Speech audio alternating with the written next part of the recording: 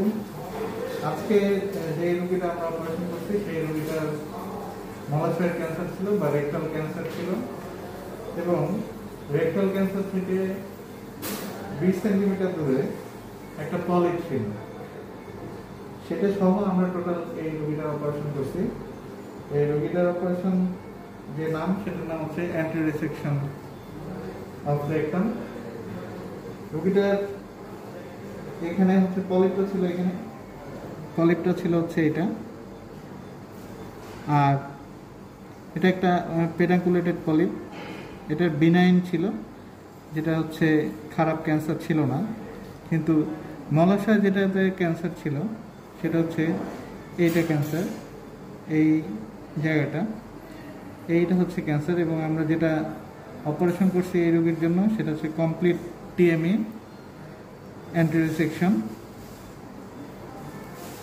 যেটা standard treatment এই রোগীর জন্য। এটা হচ্ছে সেই ক্যান্সার।